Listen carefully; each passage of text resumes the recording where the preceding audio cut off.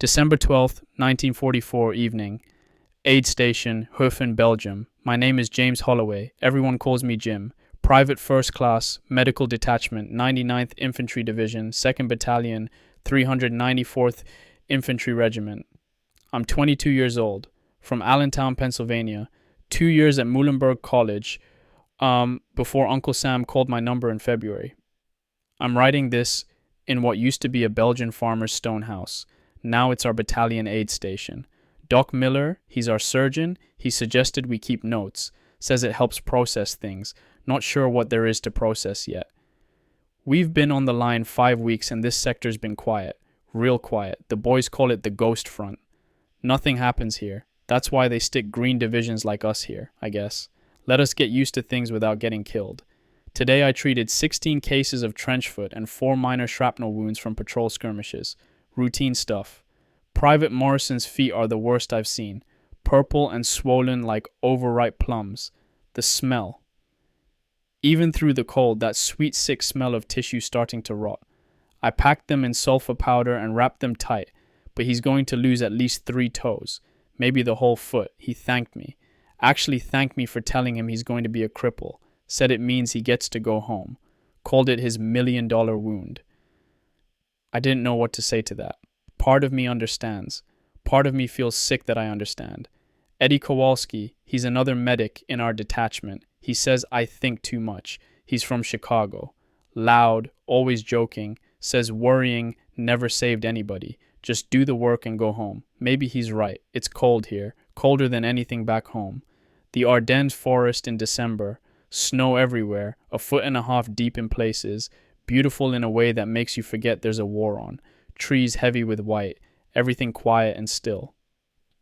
Doc Miller says we might get Christmas furloughs.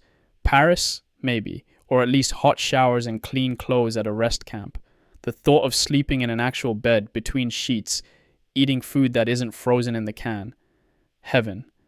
I wrote to Helen today, my girl back home. Tried to describe what it's like here, but I don't know how. How do you explain being bored and terrified at the same time? Bored because nothing happens. Terrified because you know it could, any second. I told her about the snow, about the other medics, about how coffee tastes better when you're freezing.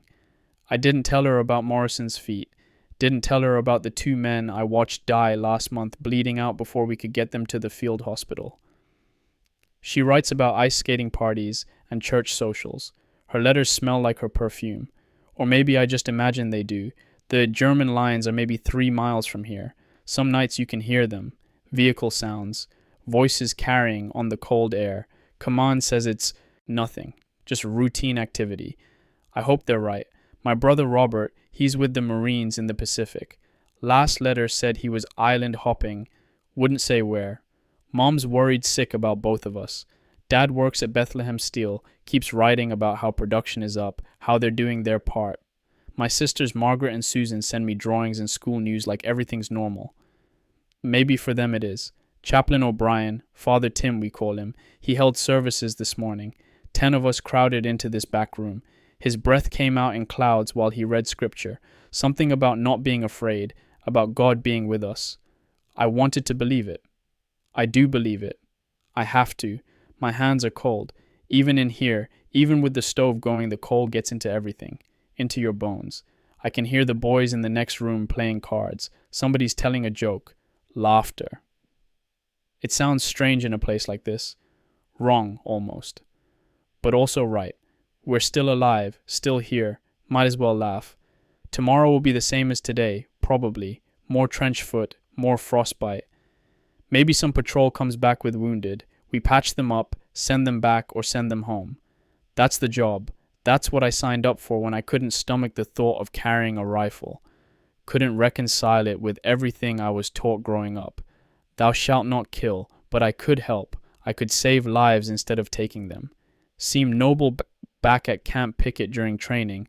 Seems different now, in this cold stone house that smells like antiseptic and wood smoke and unwashed men. But it's still the right choice. I know it is. The candle's burning low. Need to save what we have. Helen, if you ever read this, if something happens to me and they send this home, I want you to know I think about you every day.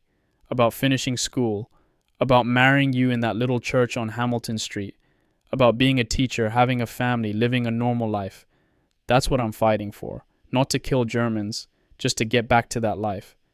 Please God, let me get back to that life. December 14th, 1944, afternoon. Morrison shipped out this morning. They're taking his foot at the field hospital, then sending him stateside. He was smiling when they loaded him into the ambulance. Actually smiling. I stood there watching the Jeep disappear down the road, Red Cross flag on the antenna, and I felt something ugly in my chest. Relief that it wasn't me. Gladness that someone's war is over, even if it cost him his foot. What kind of person is glad someone lost their foot? Eddie caught me brooding about it. Told me to shut up and have some coffee. Said Morrison's going home to his wife and kids, going to walk with a limp and bore his grandkids with war stories. And that's a hell of a lot better than what might happen to the rest of us. Put that way, I guess he's right. Treated 4 more trench foot cases today. I'm getting good at spotting the signs early. The pale, waxy look of the skin, the way the flesh feels spongy when you press it. Got to get them warm, get them dry, get them treated before it turns to gangrene. Gangrene. That smell. Once you know it, you never forget it. Sweet and rotten at the same time. The smell of flesh dying while still attached to a living person. I'm writing this in the afternoon because I couldn't sleep last night. Keep hearing sounds from the German lines. Vehicle engines. Lots of them. Tanks maybe, or trucks. Hard to tell with the sound bouncing through the forest. Mentioned it to Lieutenant Harris this morning. He said intelligence reports nothing unusual. Said I was jumping at shadows. Maybe I am, but I've been watching Sergeant Dalton. He's been in since North Africa. Seen real combat, not just this quiet sector nonsense. He's been on edge the past 2 days. Checking his rifle more than usual. Studying the tree line. When a man like that gets nervous, it makes me nervous. Had a long talk with Father O'Brien after lunch. He found me in the storage room, counting plasma bottles. We're down to 8. Supposed to have 25. Supply truck was supposed to come yesterday. Didn't show. Father Tim asked if I was okay. I told him about Morrison, about feeling glad, about feeling guilty for feeling glad. He sat with me on the cold stone floor, both of us bundled in our coats, breath-making fog. He said guilt means I'm still human. Said the day I stop feeling it is the day I should worry. Then he asked if I wanted to pray with him. I did. We prayed for Morrison, for all the wounded, for this war to end, for the strength to do our duty. I felt better after. Not much, but some. The snow started again around noon. Big fat flakes that stick to everything. It's beautiful and I hate it. Beautiful because it makes everything clean and white and peaceful. Hate it because it's one more thing trying to kill us. The cold. It's as dangerous as bullets out here. We've got maybe 30 blankets for 150 men. Not enough. Never enough. Eddie's teaching me poker. I'm terrible at it. Lost 3 cigarettes already and I don't even smoke. He thinks this is hilarious. I like Eddie. He's got this way of making everything seem less serious. Like it's all just a big adventure and we're gonna laugh about it someday. Hope he's right about that too. Helen's last letter, she wrote about planning our wedding. Spring, she thinks. Maybe May. She's got it all figured out. The church, the flowers, even the hymns. May seems like a lifetime from now. Like something from a dream. I wrote back telling her May sounds perfect. Told her I love her. Told her I'm fine, we're all fine, nothing to worry about. I'm getting good at lying in letters. The truth is I don't know if I'll make it to May. Don't know if any of us will. You can feel it in the air. Something's wrong. Something's coming. Or maybe I'm just tired. We're all tired. Doc Miller says I'm doing good work. Says I've got a gift for staying calm under pressure. I don't feel calm. I feel like I'm barely holding it together most days. But if he thinks I'm doing okay, I'll keep doing it. That's all any of us can do, right? Just keep doing it. One day, one patient, one frozen foot at a time. The light's fading, getting dark early now. 4:30 and the sun's almost gone. I can hear someone crying, soft, trying to hide it. One of the replacements, probably. New kids fresh from the States. They come in all excited and scared and young. So young. 18, 19. I'm only 22, but I feel ancient next to them. Give them a few weeks. The cold and the boredom and the constant low-level fear, it ages you fast. I should try to sleep. Long day tomorrow probably. Same as today. Same as yesterday. That's what I keep telling myself anyway. But those engine sounds from the German side, they're louder tonight. And Sergeant Dalton, I saw him cleaning his rifle 3 times today. Something's wrong. I can feel it. December 15th, 1944, late night. Can't sleep. It's past midnight, maybe 1 in the morning. Hard to tell in the dark. The sounds from across the lines, they haven't stopped. Vehicle engines running, the clink and clatter of metal on metal, voices, lots of voices. I'm not imagining it. 3 other guys are up too, listening. Sergeant Dalton went to Lieutenant Harris an hour ago. I heard them arguing. Dalton saying we need to report increased activity. Harris saying intelligence already knows and it's nothing. Nothing. I helped evacuate 2 men tonight with battle fatigue. That's what they call it when a man just breaks. Can't stop shaking. Can't speak. Just stares at nothing with these empty eyes. One of them was Private Chen. He's been here since we landed in November. Good soldier, steady. Tonight he just stopped, sat down in the snow and wouldn't move. Wouldn't respond to his name, just rocked back and forth, arms wrapped around himself. The other one was screaming. We had to hold him down while Doc Miller gave him a sedative. He kept yelling about them coming, about hearing them in the trees. Who's them? We asked. He couldn't say, just kept screaming. They're both on their way to the field hospital now. Shell shock. Section 8 discharge probably. Part of me envies them. Is that terrible? They get to leave. Get to go home. Never have to be afraid again. Except they'll probably be afraid for the rest of their lives. That's what I've heard. The fear doesn't go away just because the war does. I'm writing this by flashlight, under my blanket. Can't let the light show. Blackout rules. My hands are shaking, not from the cold, from something else. Fear, probably. Though I don't want to admit that. I keep thinking about home. About Sunday dinners at our house. Pot roast and potatoes. Mom's apple pie. The way the house smells. Safe and warm and normal. Margaret wrote me last week. She's in a school play, playing Mary in the Christmas pageant. I can picture her up there in her costume, nervous and excited. Susan sent me a drawing. Our house with all of us standing in front, me in my uniform, Robert in his marine blues, everyone smiling. I've got it folded in my coat pocket.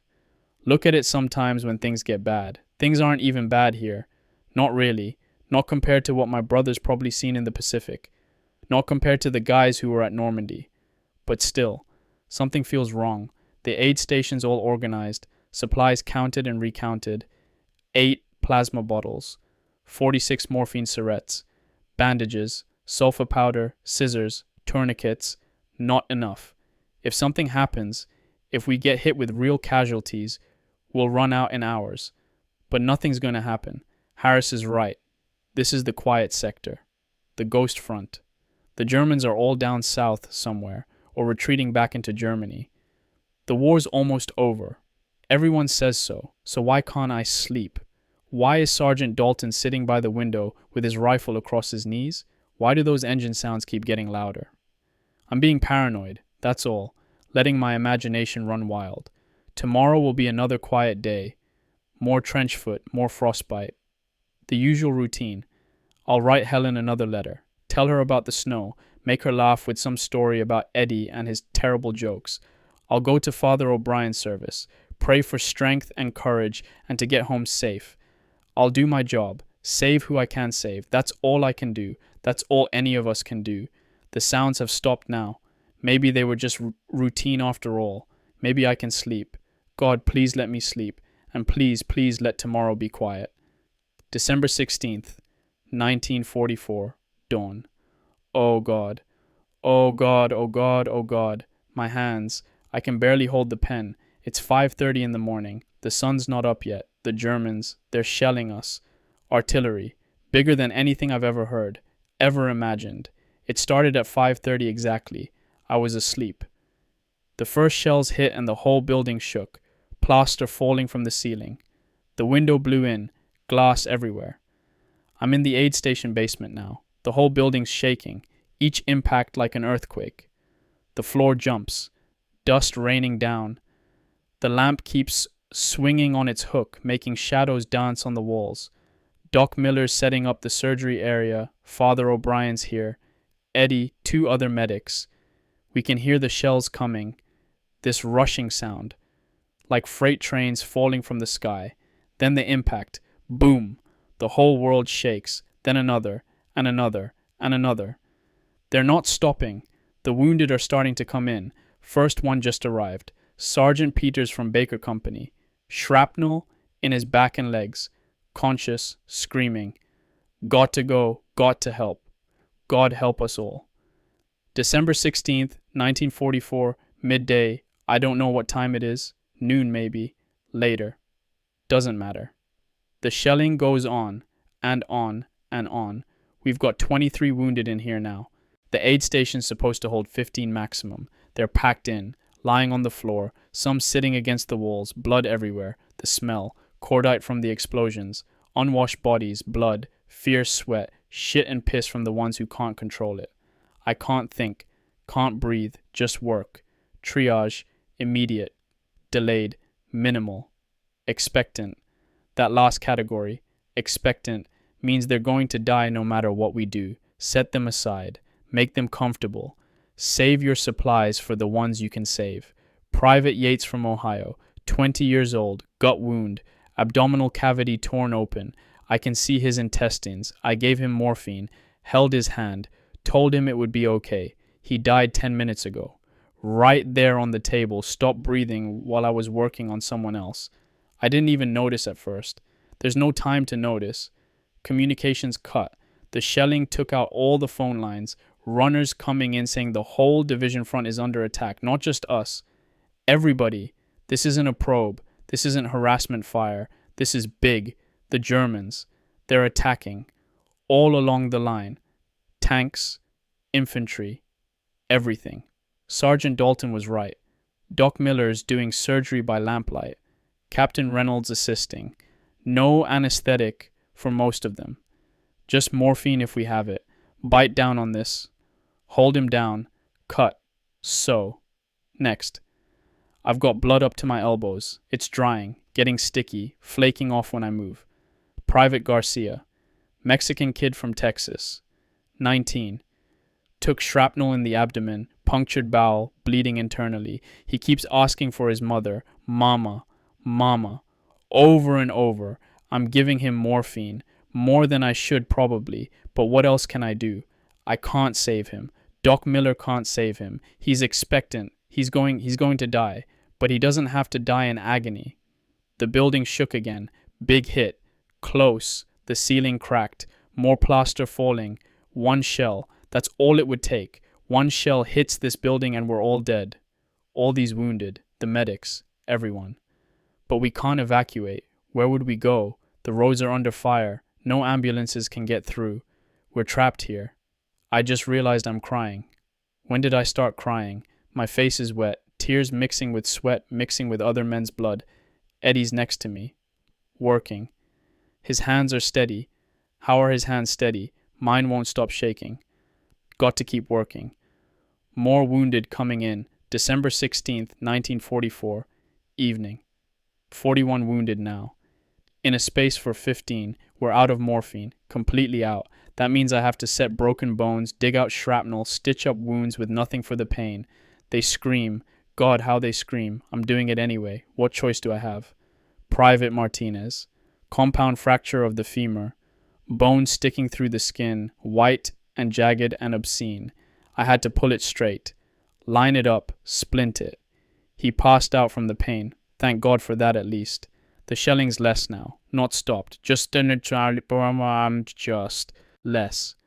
But we can hear small arms fire, rifle shots, machine guns, closer than before. The lines falling back. That's what the runners are saying. 3rd Battalion positions overrun, Germans advancing. We might have to evacuate the aid station, but how? We've got men who can't be moved. Garcia, Dalton, others. Sergeant Dalton got hit 3 hours ago. Took a shell fragment in the gut, massive abdominal wound.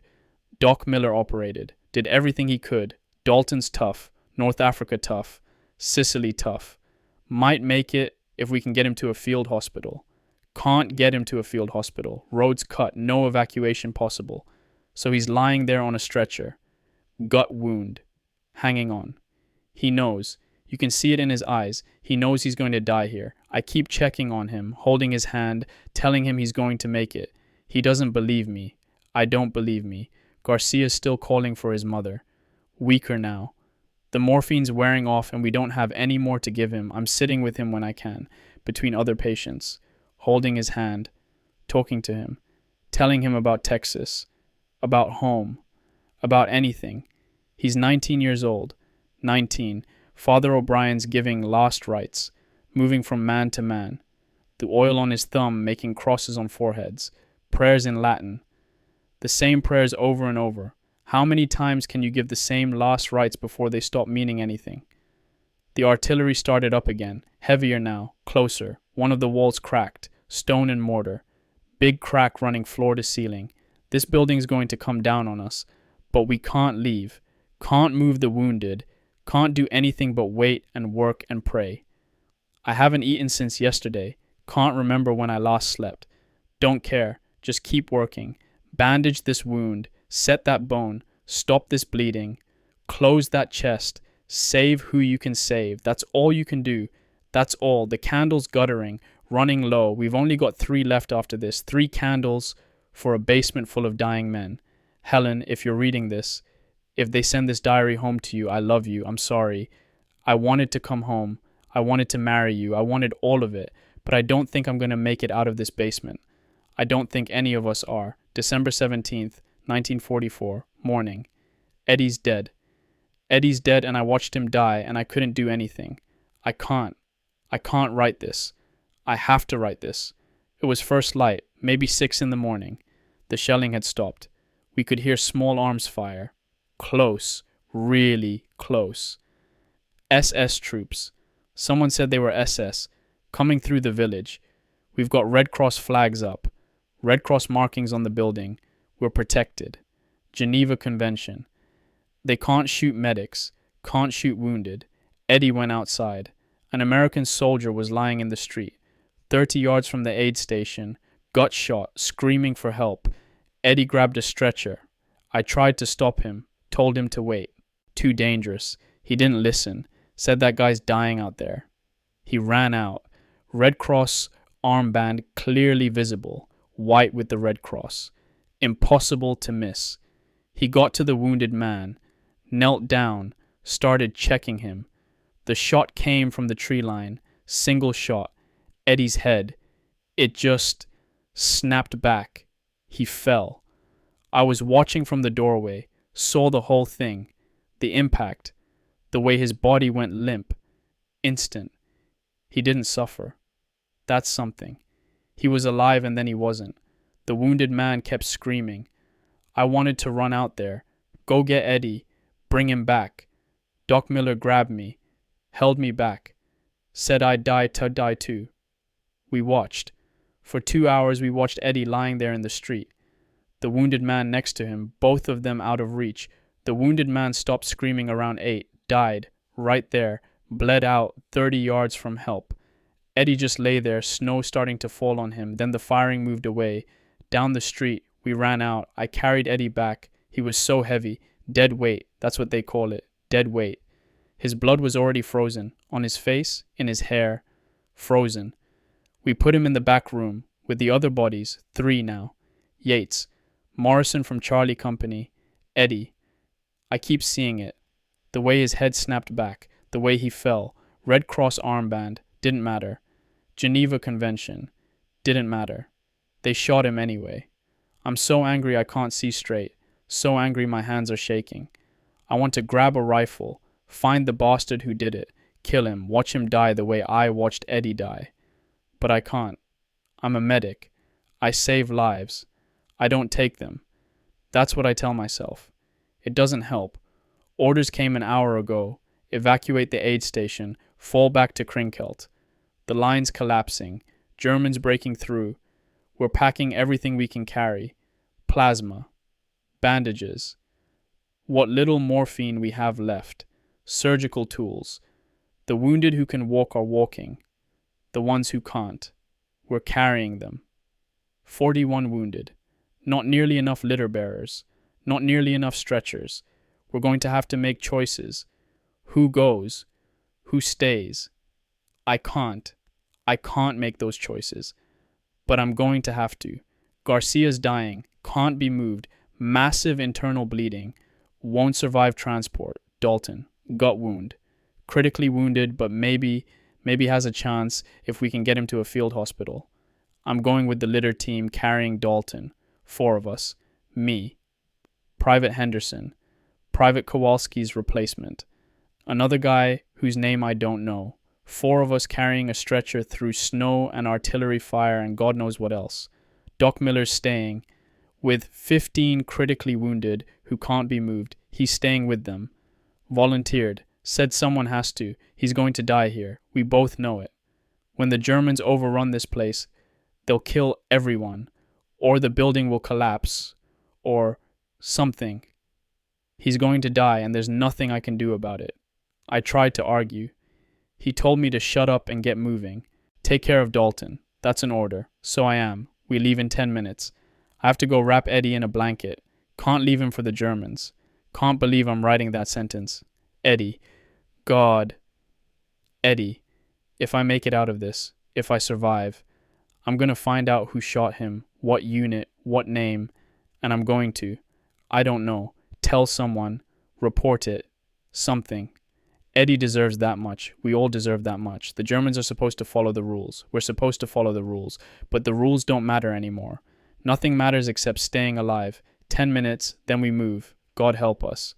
December 17th, 1944. Afternoon. I'm writing this in what's left of a church in Krinkelt. Basement. Stone walls, vaulted ceiling, flickering candlelight. The retreat from Höfen. I don't have words for it. 18 inches of snow.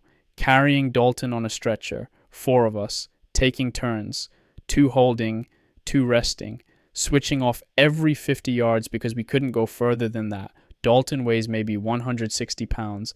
Add the stretcher, add our equipment, add exhaustion and fear and frozen muscles. Every step was agony. The Germans were shelling the road, not constant, sporadic. You'd hear the whistle, the incoming sound, then you'd dive, drop the stretcher, cover, hope, wait for the explosion, then get up, keep moving. We passed, things, burned out vehicles, bodies, American bodies in the snow, some of them blown apart, some of them just lying there like they were sleeping, couldn't stop, couldn't help them, already dead anyway, kept moving, traffic jam at the crossroads, vehicles nose to tail, tanks, half-tracks, trucks, everyone trying to get out at once. A tank destroyer got hit while we watched. Direct hit from an 88. The whole thing just came apart. Fire and smoke and pieces spinning through the air, screaming. Someone screaming inside. Couldn't get to them. Too hot. Ammunition cooking off. We went around. Through the ditch. Dalton groaning every time we tilted the stretcher. Sorry, Sarge. Sorry, sorry, sorry. He told us to shut up and keep moving. Tough old bastard, still giving orders with a gut wound that should have killed him hours ago. We made it to Krinkelt around 1 in the afternoon. Took us 4 hours to go 3 miles. The church basement was already full, wounded everywhere. They're still coming in. I've been working non-stop since we got here. No supplies, no morphine, no plasma, nothing. Using what we can scavenge from the dead. Is that terrible? Taking morphine syrettes from dead men? It's necessary. That's what I tell myself. The dead don't need it. The living do. There's fighting above us. Actual combat. Tanks. We can hear them. The roar of engines. The boom of cannons. The building shakes with each impact. Krinkelt and Rocherath. The twin villages. They're fighting for them street by street. House by house. American tanks. German tanks. Sometimes so close you can hear them shooting at each other through walls.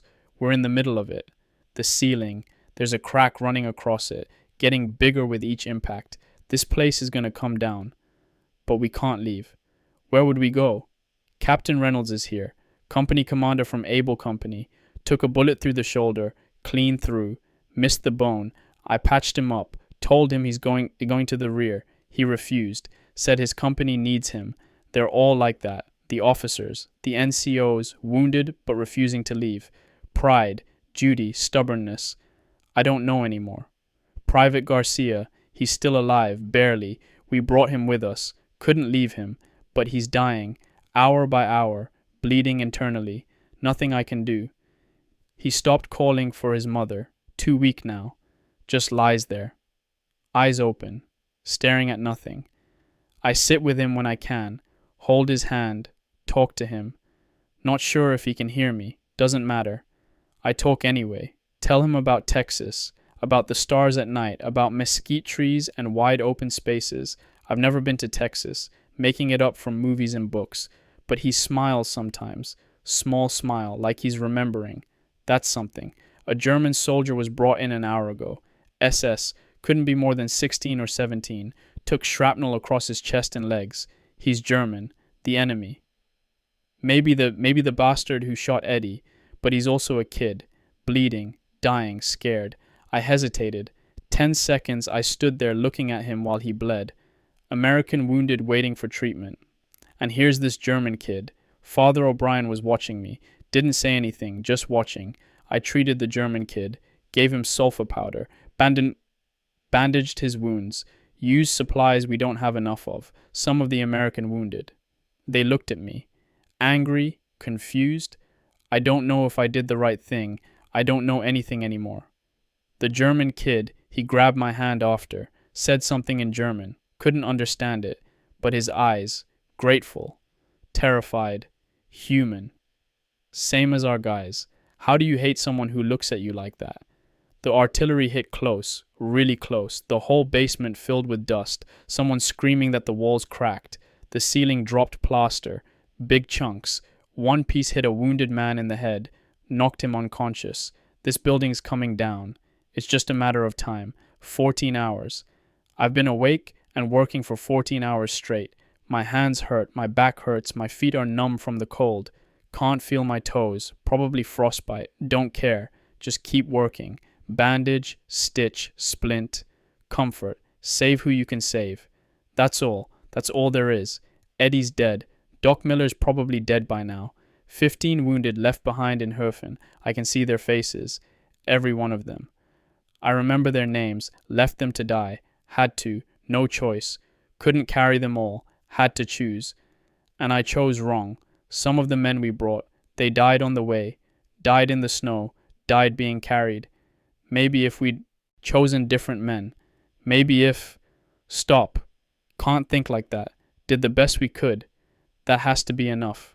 Garcia just died. I was writing and I heard him. This sound, wet rattle in his throat, ran over. Too late. He was already gone. Eyes still open, but empty. That light that makes eyes alive. Gone. I closed his eyes, didn't close all the way. Never do. He was 19 years old, called for his mother for 2 days straight. Died in a church basement in Belgium. 1,000 miles from home. From Texas. From anyone who loved him. This is wrong. All of this is wrong, but it's happening anyway. And we can't stop it. Can only endure it. If we can. December 18th, 1944, morning. The tank battle overhead. I can't describe it. The building shakes. Constantly. Not from artillery, from tanks. American Shermans, German Panthers, sometimes Tigers, fighting in the streets, maybe 50 yards from this church. The sound, engines roaring, cannons firing, machine guns. The crash of shells hitting buildings, the ceilings cracking worse. Big pieces of stone falling. We've moved all the wounded to the corners, away from the center where it's weakest. 63 wounded in here now. In a basement maybe 40 feet by 30 feet, can barely move between them, lying on top of each other practically. The smell, no ventilation, no way to dispose of. Anything. Blood, waste, death, unwashed bodies, infection, breathing through my mouth, trying not to vomit. We're out of morphine, completely out, operating without it. Private Jennings, 20 years old, shrapnel in his abdomen, deep. Had to go in and get it. No anesthetic, nothing. We held him down, 4 men. He fought. God, how he fought, screaming, begging us to stop. Please stop, please. But if I don't get the shrapnel out, he'll die from infection. So I cut. While he screamed, Father O'Brien stood next to me, praying, loud, trying to drown out the screaming with prayer. It didn't work. I got the shrapnel out, sutured him closed, sulfur powder in the wound. He passed out, shock probably, blessing definitely. I stood there after, hands covered in his blood, shaking so hard I couldn't hold the needle. Doc Miller would know what to do. Doc Miller would be calm and sure and competent. Doc Miller's dead. Probably dead. Stop thinking about it. A shell hit the church. Upper story. We felt the impact. The whole building shuddered. Then silence. Waiting. Is it going to collapse? It held. For now. Captain Reynolds. Remember him? Shoulder wound. Refused evacuation. He's back in command. Organizing a defense. Says if the Germans break through, we'll make our stand in this church. Make our stand. With wounded men. With medics and chaplains. Against SS Panzer troops. We'll die. That's what making our stand means. We'll all die. The German kid I treated yesterday, he died overnight. Infection. Too much trauma. He was lying next to an American soldier, Private Tucker from Georgia. They died within an hour of each other. Now they're lying there together, enemy soldiers, side by side in death. There's something profound in that, should be, but I'm too tired to figure out what it is. Just two dead kids, that's all. Sergeant Dalton. Still alive, I don't know how. Gut wound. 3 days now. No proper surgery, no antibiotics, no blood transfusions, but he's still breathing. I check on him every hour. He's conscious sometimes, delirious others. When he's lucid, he asks how the line's holding. I lie. Tell him we're holding fine. Tell him reinforcements are coming. He doesn't believe me, can see it in his eyes, but he appreciates the lie. Small mercy. That's what we're reduced to. Small mercies, small lies, small comforts in the face of massive horror. A runner came through an hour ago, brought news. The Germans have broken through at Loschheim Gap. Huge breakthrough. Panzers racing west, heading for the Meuse River, for Antwerp. This isn't a local attack, this is a full offensive. Battle of the Bulge. That's what they're calling it already. The German salient pushing into our lines like a bulge. Biggest German attack since D-Day, and we're right in the middle of it. The 99th Division, the battle babies. The Green Division stuck on the quiet front to get seasoned. We're holding the northern shoulder, keeping the Germans from expanding their breakthrough, which means they're going to keep hitting us, keep trying to break through, which means this isn't over, it's barely begun. Father O'Brien found me sitting against the wall, staring at nothing. He sat down next to me, both of us filthy, covered in blood and dirt and God knows what. He asked if I wanted to pray. I told him I don't know how to pray anymore. He said that's okay. God hears silence too. We sat there together. In silence, surrounded by dying men and the sound of tanks fighting overhead. I don't know if God was listening. I don't know if I care. All those Sunday school lessons, all those sermons, love thy neighbor, turn the other cheek. God is love. Where is the love in this basement? Where is the love in Garcia dying calling for his mother? Where is the love in Eddie shot down wearing a Red Cross armband? Where is God in any of this? Father O'Brien says God is here. In the suffering. Suffering with us. That's supposed to be comforting. It's not. I don't want a God who suffers with us. I want a God who stops the suffering. But that's not the God we get, apparently. We get this. Blood and screaming and cold and death. And we're supposed to have faith anyway. I don't know if I can. A huge explosion. Close. The whole basement shook. Part of the ceiling came down. Killed 3 wounded men instantly. Just crushed them. We dug out 2 others. Still alive. Broken bones. More injuries on top of existing injuries. How much can a human body take? How much can a human soul take? I think I'm breaking. Something inside me. Cracking. Like that ceiling. Every scream. Every death. Every impossible choice. It's piling up. Weight on weight on weight. And I don't know how much more I can carry. Keep working. That's all I can do. Don't think. Don't feel. Just work. Next wound, next patient, next emergency, one after another, after another, after another, until I can't anymore, until I break completely, or until this is over. Whichever comes first. December 18th, 1944, late evening. Orders came an hour ago. Evacuate immediately. Krinkels being abandoned. The lines falling back to Elsenborn Ridge. We have to move. Now. 63 wounded. Maybe a dozen litter bearers. Not nearly enough stretchers. We can only take the ambulatory wounded, the ones who can walk. Everyone else. We have to leave them. Doc Miller's here. He escaped from Herfen somehow. Showed up 3 hours ago. Told his story later. The Germans captured the aid station. SS officer wanted to execute everyone. Wounded. Medics. Everyone. Wehrmacht doctor intervened. Another doctor, German, argued with the SS officer, said it violated the Geneva Convention, said he'd report it to higher command. The SS officer backed down, took Doc Miller and the others prisoner instead. Doc treated German wounded for 2 days. Then during an American counterattack he escaped. 15 wounded we left behind in Herfen. Doc says most died before the Germans arrived. The others are POWs now. At least they're alive. He's here now. That's something. Doc Miller's here, but now we have to make the same choice all over again. Who goes, who stays? Sergeant Dalton can't be moved. Gut wound, too critical. Transport would kill him. Private Harrison, chest wound, lung punctured, can't breathe lying down, can't survive transport. Private Chen, remember him? Battle fatigue. He came back. Got wounded 2 days ago. Head injury. Unconscious. 15 men total who can't be moved. Doc Miller volunteered to stay with them. Again. 2 other medics volunteered too. Private Webster, Private Morrison. No relation to the Morrison with Trenchfoot. They're staying, with 15 critically wounded who can't be moved, in a church that's falling apart, with German tanks in the streets. They're going to die. All of them. I tried, I argued, said we can't leave them.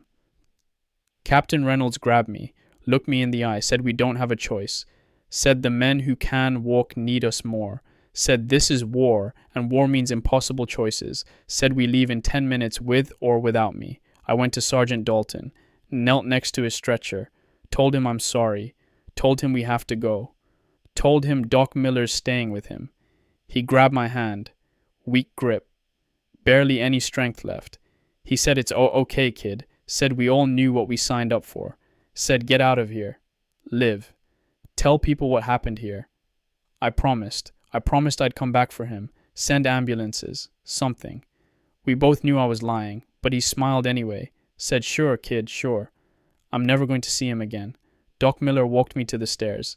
He's 43 years old, wife and 2 kids back in Ohio, could have stayed stateside, volunteered for combat deployment. He put his hand on my shoulder, said I did good work, said he's proud of me, said keep doing what I'm doing, said take care of yourself, Jim. Then he went back down to the basement. To 15 men he can't save, in a building that's collapsing, with an enemy that might execute them all. I stood there on the stairs, watching him go. Last image I have, Doc Miller's back, descending into that basement. Then I turned and walked away. Left them to die. Had no choice. But I made the choice anyway, and now I have to live with it. We're moving out now. 50 wounded who can walk or limp or crawl, artillery following us, Germans pressing hard, 3 miles to Elsenborn Ridge, 3 miles through hell. If we make it, if. Dalton, Garcia, Eddie, Yates, Doc Miller, 15 wounded in that basement. I can see their faces, all of them. I'll see them forever. God forgive me. I left them to die, and I'm walking away. December 19th, 1944, morning. Elsenborn Ridge. We made it. Lost 6 men on the way. Couldn't keep up. Fell behind. 2 wounded. 2 weak. We tried. God, we tried. But we couldn't carry them and the artillery was falling and we left them too. 6 more faces to add to the collection. Elsenborn Ridge it's a fortress, dug in positions. Artillery lined up wheel to wheel, tanks, tank destroyers, thousands of men in foxholes and trenches. This is where we make our stand, the northern shoulder. If the Germans break through here, they can expand their offensive. Roll up our whole line. We can't let them break through. We won't let them. The new aid station's in a farmhouse. Intact, undamaged, clean. It feels wrong. Clean walls, intact ceiling, space to move. After Crinkle basement, this feels like a palace, but it's filling up fast. Wounded coming in steady. The fighting continues. I've been working since we arrived. 5 hours. 6. Lost count. Frostbite mostly. The cold is killing as many as the Germans. Private Jackson. Both feet frozen solid. Black. The flesh is dead. Nothing to do but wait for it to thaw. Then amputate. He's 20 years old. Going to lose both feet. He keeps asking if he'll be able to walk again. I lie.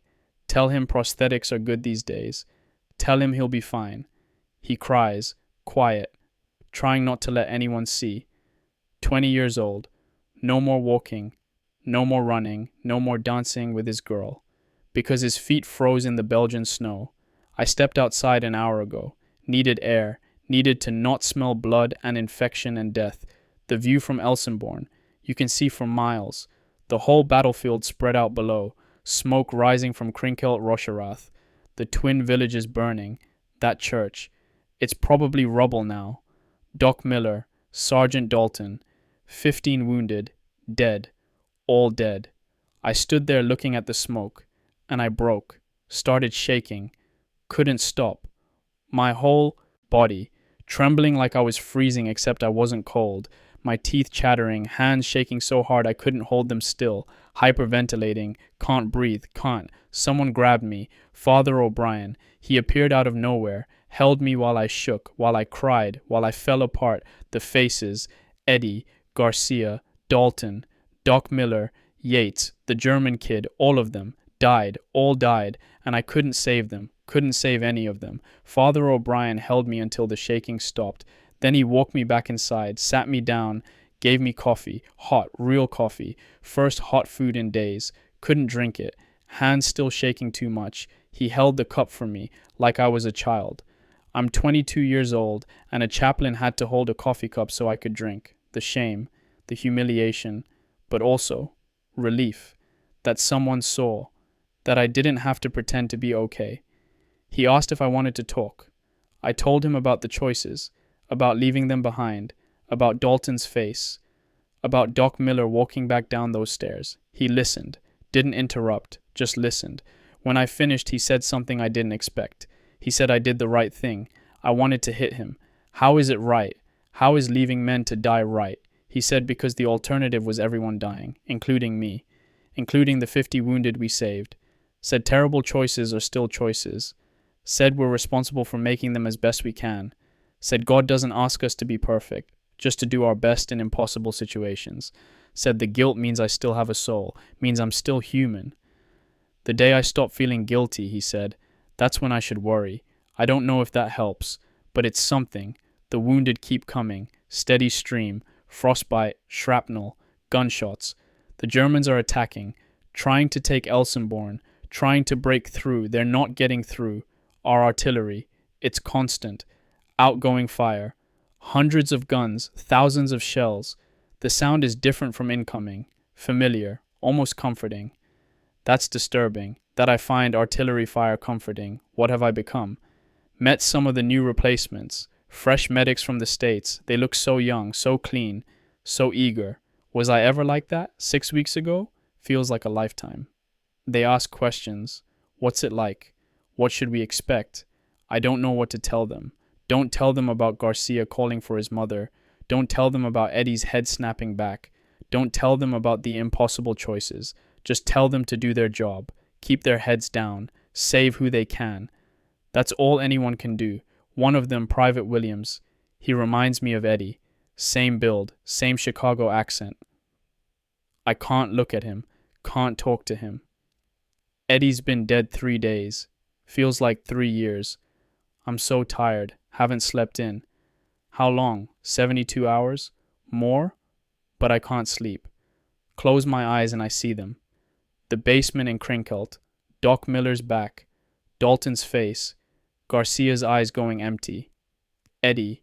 Falling. All of them. So I stay awake. Keep working. Eventually I'll collapse, body will just shut down, but until then, keep working. That's all there is. Work until you break, then work more. December 20th, 1944. Night. I can't sleep. It's past midnight. Everyone else in the aid station is sleeping. Or trying to. I'm sitting in the corner, writing by flashlight. Hands still shaking, but better than yesterday. The faces won't leave me alone. Every time I close my eyes, there they are. Eddie, Garcia, Dalton, Doc Miller, and now others too. The 6 we lost on the retreat, the 3 crushed by the ceiling and crinkled, Private Yates dying on my table, all of them looking at me, accusing, you left us, you let us die. I know it's not rational, know I did everything I could, doesn't matter, they're still there. Father O'Brien found me again 2 hours ago, sitting here in the dark, sat down next to me without asking. We didn't talk for a long time, just sat. Finally I asked him, the question I've been avoiding. Where was God in that basement? Where was God when Eddie got shot? Where was God when Garcia died calling for his mother? If God is love, if God is merciful, if God is all-powerful, where the hell was he? Father O'Brien. He was quiet for a long time. Then he said, he doesn't know. A priest, saying he doesn't know. Part of me wanted to laugh. Part of me wanted to cry. He said the theodicy problem. The problem of evil. Why does God allow suffering? Theologians have been wrestling with it for 2,000 years. He doesn't have a better answer than they do. Maybe God weeps with us. Maybe suffering is the price of free will. Maybe there's a plan we can't see. Or maybe, he said, maybe we're asking the wrong question. Maybe it's not where was God, but where are we going to find God now? Not in the past, not in the basement, not in the deaths, but here, now, in the work we do, in the lives we save, in the compassion we show, in our refusal to become hard and cruel, despite everything trying to make us that way. That's where God is, he said, in our humanity, in our choice to remain human. I wanted to believe him. I don't know if I do, but I want to. We prayed together, him leading, me following. The words felt hollow, like I was saying them in a language I used to know but have forgotten. But we prayed anyway, for the dead, for the wounded, for the strength to continue, for Doc Miller and Sergeant Dalton and all the others, for Eddie. His voice cracked when we prayed for Eddie. Father O'Brien knew him too, liked him. Eddie made everyone laugh. Now he's dead. And the laughter's gone with him. After we finished praying, Father O'Brien told me something. He said he's scared too. A chaplain, a man of God, scared. Said he asked the same questions, has the same doubts. Said the only difference is he has to pretend to have answers for everyone else. But between us, he's just as lost as I am. There's something comforting in that, knowing I'm not alone in the doubt. Knowing even the chaplain doesn't have it figured out. We're all just stumbling through this darkness together, trying not to fall, trying to hold on to something, anything. That makes sense. A runner came through earlier, brought news about the offensive. The Germans have broken through at several points, panzers racing west. One column surrounded an entire American division at some place called Bastogne. But here, on the northern shoulder, we're holding. The 99th Division, the battle babies, we're holding Elsenborn Ridge. The Germans keep attacking. We keep throwing them back. Our artillery, our anti-tank guns, our rifles and machine guns, and sheer stubborn refusal to break. We're holding. It doesn't feel like victory. Doesn't feel like anything except exhaustion and fear and cold. But we're holding. That has to mean something. All those men, Eddie, Garcia, Dalton, Doc Miller, they bought us time to get here, to set up this defense. Their deaths gave us Elsenborn Ridge. Is that worth it? Are their lives worth this frozen ridge in Belgium? I don't know. I'll never know. But it's what we have, so we hold. Treated 43 casualties today, mostly frostbite, some artillery wounds. No one died on my table. Small victory, tiny victory. But I'll take it. Private Harrison, 19 years old, lost both feet to frostbite, started screaming when we told him. Not in pain, in rage, screaming that it's not fair. He's 19. His life is over. What's the point? What could I say? It's not fair. It's not fair at all. But unfair is all we have. I gave him morphine, held his hand, let him scream until he exhausted himself. Then I bandaged the stumps of his legs and moved to the next patient. What else can you do? You can't fix unfair, can't make 19-year-olds whole again, can only do the work in front of you. One patient, one wound, one moment at a time. I'm learning to not think beyond the next task. Next bandage, next injection, next stitch. Don't think about tomorrow. Don't think about yesterday. Just now. Just this. It's the only way to survive. Helen wrote me a letter. It arrived today somehow. Mail caught up with us. Dated December 2nd. Before all this started, she wrote about Christmas plans, about decorating the tree, about the church pageant, about our wedding. May. She's got the date picked. May 19th, 1945, 5 months from now, an eternity, a different lifetime. She ended the letter saying she loves me, can't wait for me to come home. Counting the days, I can't write back. What would I say? Can't tell her about the basement, about the choices, about the faces that won't leave me alone. Can't describe what I've become. She's planning our wedding, picking out flowers and hymns. I'm watching 19-year-olds lose their feet. We're living in different worlds now, and I don't know how to cross back to hers. Don't know if I can. The candle's burning low. Should try to sleep. Won't be able to, but should try. Tomorrow, more wounded, more frostbite, more impossible situations. Same as today, same as yesterday, same as every day until this is over. If it's ever over. If we survive it. Big ifs. Eddie didn't survive it. Garcia didn't. Dalton didn't. Doc Miller didn't. Why should I? What makes me special? What makes me deserve to live when they died? Nothing. That's the answer. Nothing makes me special. Just luck. Random chance. Being in one spot instead of another. That's all survival is. Luck. And mine's gonna run out eventually. Everyone's does. Just a matter of when. Until then. Keep working, keep trying, keep holding on. To what? I don't even know anymore. But keep holding on anyway. That's all we can do. That's all there is. December 22nd, 1944, afternoon. News came through this morning. Malmedy massacre. 86 American POWs, disarmed. Hands up. Surrendered. SS troops lined them up in a field. Shot them all. Executed. Every one of them. The runner who brought the news, his hands were shaking when he told us. 86 men gunned down after surrendering. The Geneva Convention. The rules of war. Protection of prisoners means nothing. Absolutely nothing. We knew that already. Eddie proved that. Shot down wearing a Red Cross armband. But this is different. 86 men. Systematic execution. The mood in the aid station.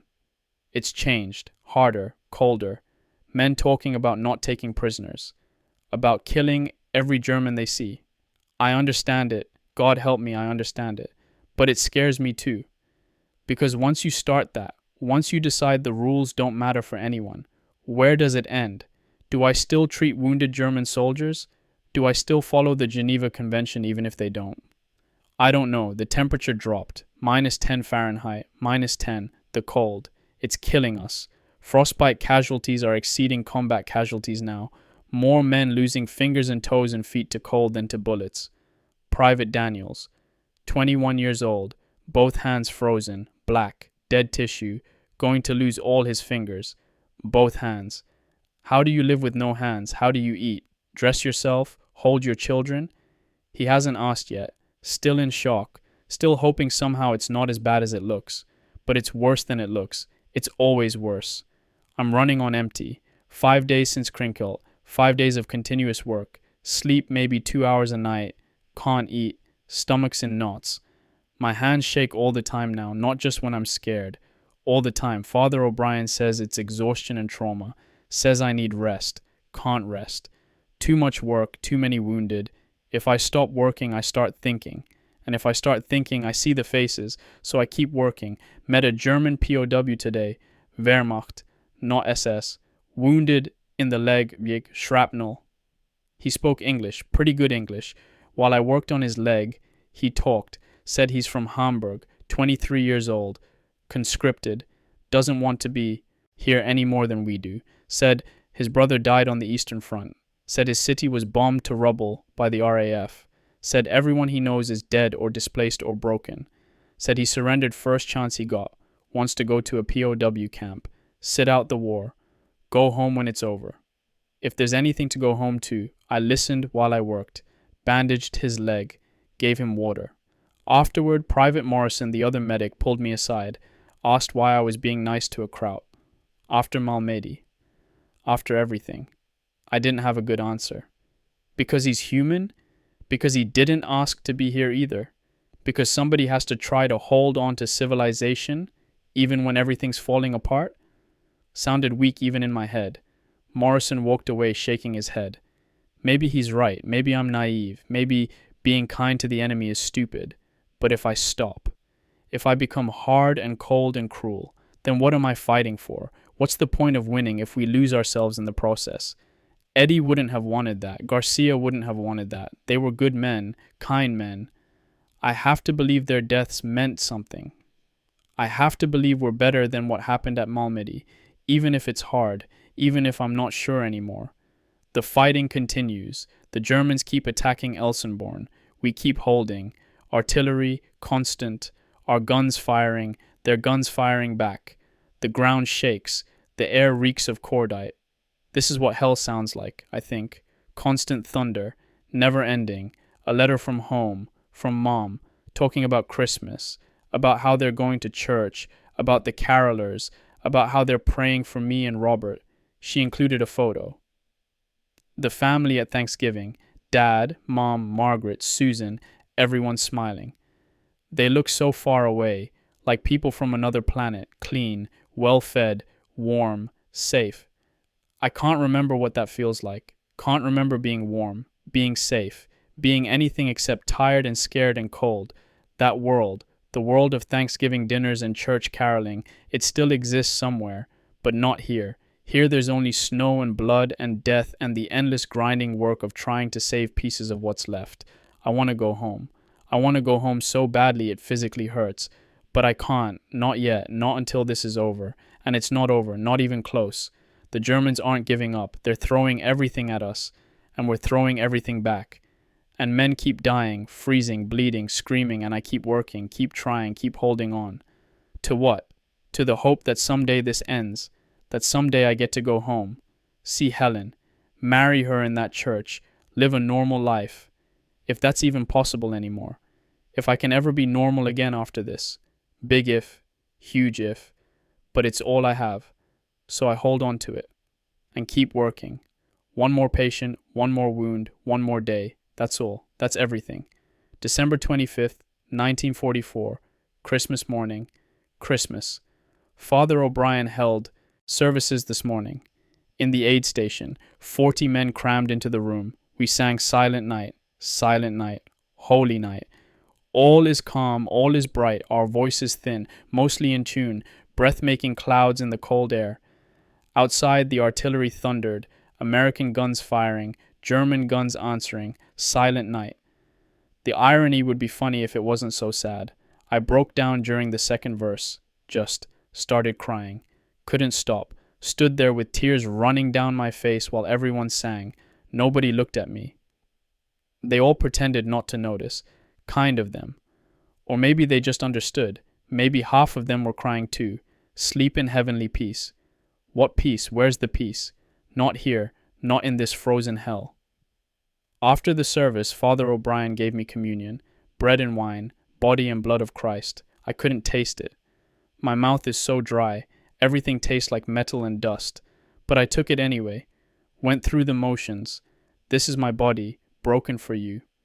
Broken. Yes. That's the right word. Everything here is broken. Bodies, spirits, faith, hope. All broken. A package arrived from home, sent in October. Took this long to catch up.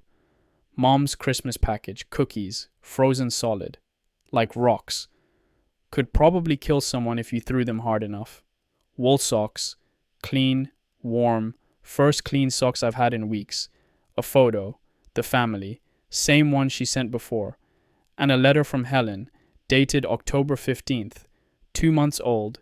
She wrote about planning our wedding, about ice skating, about a church social, about how much she loves me, how proud she is of me, how she can't wait until I come home. I sat there reading it. This letter from another lifetime, another world, ice skating, church socials, wedding plans, while I'm here, in the snow and blood, watching men freeze to death, watching men bleed to death, two worlds, completely incompatible, and I'm stuck between them. I want to be there, in her world, ice skating and wedding planning and normal, but I'm here, and here has changed me. I'm not the person she's waiting for anymore. That Jim, the Jim who left Allentown 9 months ago, he's gone. This Jim, the one who left men to die in a church basement, the one who sees faces every time he closes his eyes, this Jim is a stranger, even to himself. How do I go back to that world? How do I pretend to be normal? How do I sit at a church social and make small talk when I've seen what I've seen? I don't know. I don't know if it's possible. But I have to try, have to believe it's possible. Because if it's not, if I can't go back, then what am I doing here? What's the point of surviving if I can't live after? 8 casualties this morning, despite it being Christmas. The war doesn't care about Christmas. Private Owens took shrapnel from an 88.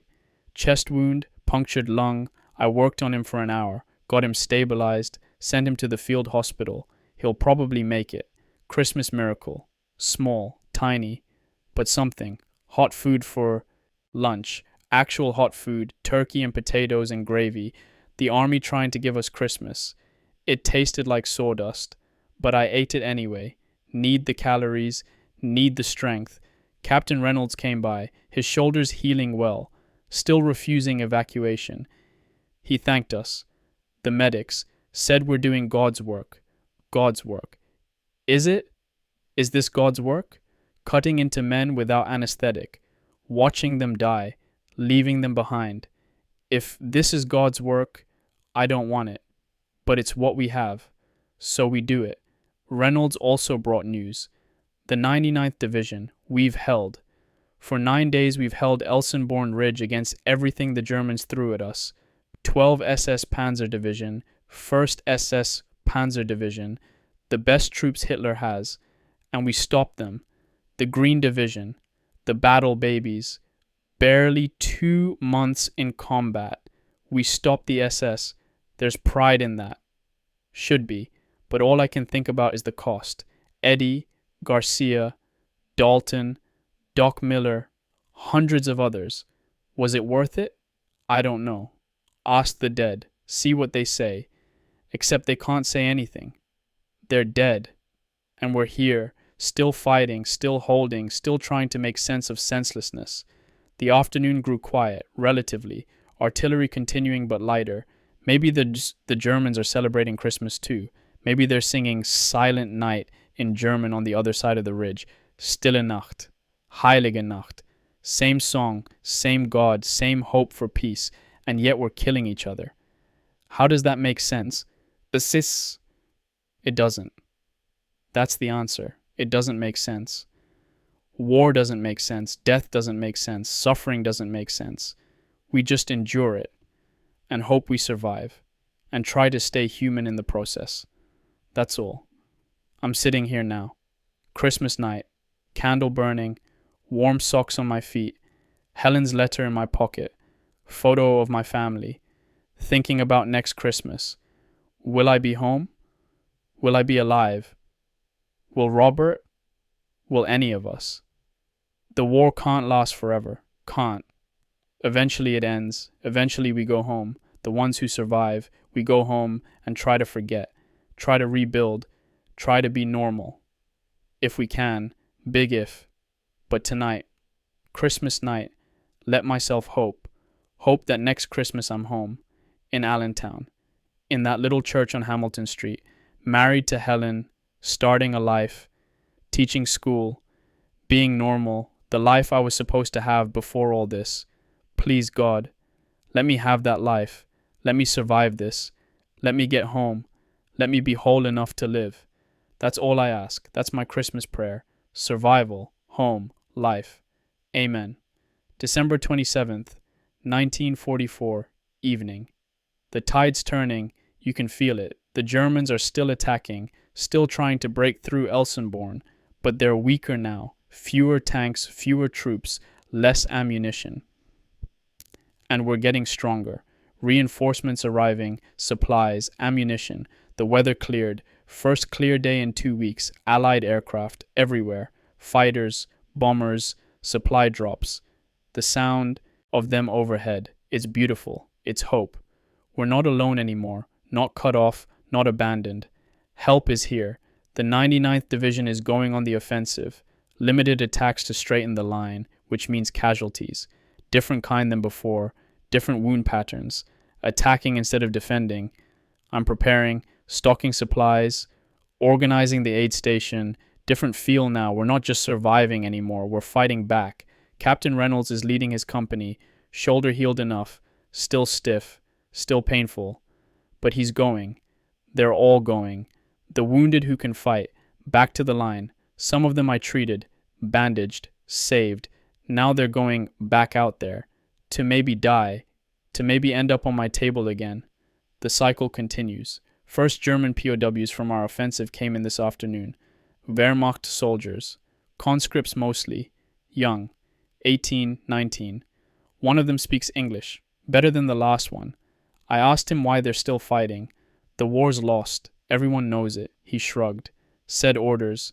Said what choice do they have? Desert and get shot by SS. Surrender and maybe get shot anyway. Fight and maybe survive. Same logic as us. Same desperation.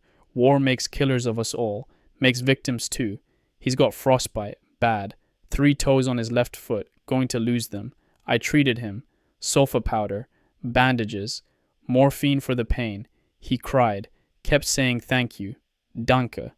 Thank you. A German soldier thanking an American medic for saving his toes. That's war too, I guess. Strange moments of humanity in the madness. Private Morrison still doesn't approve. Thinks I should let the Germans suffer. After Malmedy. After everything. Why be kind? I don't have a good answer. Just, it's who I am, or who I was, or who I'm trying to still be. Eddie was kind, always kind, even when he didn't have to be. Garcia was kind, sweet kid who talked about his mother and Texas and home. If I lose that, if I become hard and cruel, then they died for nothing. So I stay kind, even when it's hard, even when I don't want to, because they would have. Doc Miller returned. Wait, no, not Doc Miller. Misread the name. New doctor arrived. Captain Harrison. Replacement surgeon. Saw his name and for one wild second thought, but no, Doc Miller's dead, been dead for 10 days now. Crinkle Church collapsed, confirmed. German reports say everyone inside killed. Doc Miller, Sergeant Dalton, 15 wounded, gone. I knew it already. Knew it the moment we left them. But having it confirmed. Official. It's different, final. They're really dead, really gone. Not coming back.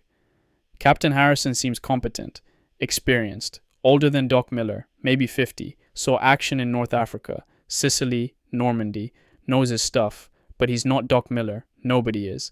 Treated 23 casualties today. The offensive is producing wounded, but none died, not one, all stable, all evacuated successfully. First day in 2 weeks nobody died on my table. It feels wrong, almost, like I'm waiting for the other shoe to drop. But it didn't. They all lived. Small victory. I'll take it. Father O'Brien found me afterward. Asked how I'm doing. I lied. Said fine. Said better.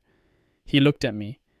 That chaplain look that sees right through you. Said, it's okay to not be fine. Said it's okay to be angry at God. At the war. At everything. Said God can handle our anger. I'm not angry, I told him. Another lie. I'm furious. Absolutely furious. At the war, at the Germans, at the cold, at the death, at God, yes, at God for allowing this. But I can't admit that. Can't say it out loud. Good Lutheran boys don't get angry at God. Except this Lutheran boy is. Absolutely livid. Where were you? I want to scream at the sky. Where were you when Eddie died? When Garcia called for his mother? When I had to leave Dalton to die? Where the hell were you? But I don't scream. Don't say anything. Just keep working. Keep pretending to have faith. Fake it till you make it, right? Except I don't know if I'm going to make it. To faith, to belief, to anything resembling what I had before. That simple faith, that childlike trust, gone, burned away in the basement of Crinkle Church. What's left? I don't know yet. Something harder, something that asks questions instead of accepting answers, something that demands God explain himself instead of blindly trusting. Is that faith or is it doubt? Father O'Brien would probably say it's both. That real faith includes doubt. That wrestling with God is more honest than pretending to understand. Maybe he's right. Maybe this anger, this questioning, this doubt, maybe it's not the end of faith. Maybe it's the beginning of a different kind, a more honest kind, a kind that's been through hell and come out asking why. I don't know. But I'm here, still alive, still working, still trying. That has to count for something. Helen wrote again. Letter dated December 5th, before all this started, before the offensive. Normal letter. Everyday things. Margaret's school play went well. Susan got an A on her math test. Dad's working extra shifts at the plant. War production. She's planning the wedding. May 19th, 5 months away. Asked if I have any preference on flowers. On hymns. Hymns for our wedding. Silent night? No. Too painful now. Something else. Something hopeful. Something that promises better days. If I make it to May. If I survive. If I'm whole enough to stand at that altar and make promises. Big ifs. But she believes. In her letters. In her plans. She believes I'm coming home. Someone should believe. Might as well be her. I'll try to believe too.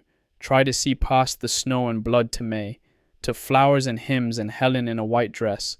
Try to imagine being normal again. It's hard. But I'll try. For her, for me, for all of us who are still here. We'll try. December 30th, 1944, morning. Something impossible happened. Doc Miller is alive. Alive. He walked into the aid station 2 hours ago. Filthy. Exhausted. Frostbitten. But alive. I thought I was hallucinating. Stared at him like he was a ghost. He grinned. That same Doc Miller grin. Said, reports of my death were greatly exaggerated.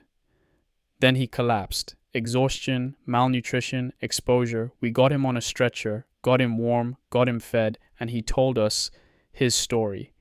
The Germans captured the church. SS troops. They were going to execute everyone. Wounded, medics, all of us. But a Wehrmacht doctor was with them. Major Schmidt, German Medical Corps. He intervened, argued with the SS commander, said executing medical personnel and wounded violated the Geneva Convention, said he'd report it, make an official complaint. The SS commander backed down. Couldn't afford bad press apparently. Even the SS cares about appearances sometimes. So they took everyone prisoner instead. Doc Miller, the 2 other medics, the wounded who survived. Sergeant Dalton died before the Germans arrived. Bled out. Peaceful, Doc said. As peaceful as it could be. Others died too. Wounds too severe. Infection. Cold. But some survived. 6 of them. American POWs now. In German hospitals, Doc Miller treated German wounded for 3 days. In Krinkelt, in other villages as they retreated. Major Schmidt was decent. Professional. Treated the work as medical, not political. 2 doctors. American and German, working side by side. Saving lives. Following the Hippocratic Oath even when their countries were killing each other. There's something beautiful in that. Something that makes me want to believe humanity isn't completely lost. Then during a counterattack, during the confusion, Doc Miller escaped, walked through German lines, through no man's land, through our lines, 3 days walking, in the snow, no food, no map, just following the sounds of American artillery. And he made it back to us. I hugged him. Actually hugged him. Don't care if that's unmilitary or unprofessional. He's alive. Against all odds. Against all probability. He's alive. And if he can survive that, if he can walk through 3 days of hell and come back, then maybe there's hope for the rest of us too. Maybe we can survive this. Make it home. live. It's possible. Doc Miller's living proof. The guilt I've been carrying about leaving them, about Dalton and the others, it's still there, won't ever completely go away, but it's lighter now. Knowing Doc's alive, knowing some of them survived, knowing I didn't abandon them to certain death, just to possible death. And some of them beat the odds. Doc's sleeping now, in a real bed, clean blankets, hot food waiting for when he wakes. He'll probably get sent stateside. This kind of ordeal, this kind of exposure. He's earned it, earned his ticket home. But knowing him, he'll refuse. He'll want to stay, keep working. That's who he is, who he's always been. The work comes first, the wounded come first, everything else secondary. I understand that now, in a way I didn't before. This work, it's not just a job, not just duty, it's calling, purpose, the thing that keeps us human when everything else is trying to make us beasts. Treated 17 casualties today, frostbite mostly, minor wounds, all survived, all evacuated. 2 days in a row nobody died, starting to believe maybe that's not a fluke, maybe we're getting better at this. Better supplies, better facilities, better logistics, better odds. Or maybe I'm just getting better, more experienced, more efficient. Know what to prioritize, what to ignore, how to work faster without making mistakes. 9 weeks in combat feels like 9 years, but I'm learning, growing, changing. Not sure if it's growth or just calluses, emotional scar tissue. But either way, I'm not the same person who landed in November. That Jim was idealistic, thought he could save everyone, thought faith and hard work would be enough. This Jim knows better, knows some people die no matter what you do, knows faith doesn't protect you, doesn't give you answers, just gives you the strength to ask questions, to keep trying, to stay human. That Jim wouldn't have survived Krinkelt, would have broken completely.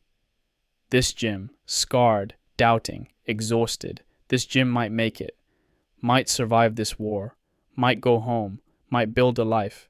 Not the life he planned, not the person he was, but alive. That's something. That's everything. Doc Miller being alive changes things, changes how I see everything that happened. We didn't fail. We made impossible choices in impossible circumstances, and some of them, against all odds, survived. That has to count. That has to mean something. I'm choosing to believe it does, choosing to believe their survival. Doc's survival. My survival. It all means something, even if I don't understand what yet, even if the meaning only becomes clear later, years later. I'm choosing to believe. In meaning, in purpose, in the possibility of hope. It's a choice, active, daily.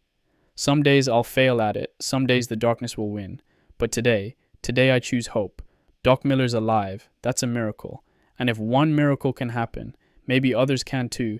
Maybe we can win this war, go home, live. Maybe that's possible. I'm going to believe it is, starting now. January 1st, 1945, evening, New Year, 1945, the old year ended, new one began, war doesn't care, fighting continued through midnight, artillery, small arms, the usual, no celebration, no champagne, no kissing at midnight, just work, same as every day. But still, new year, new beginning, maybe this year it ends, the war, maybe this year we go home.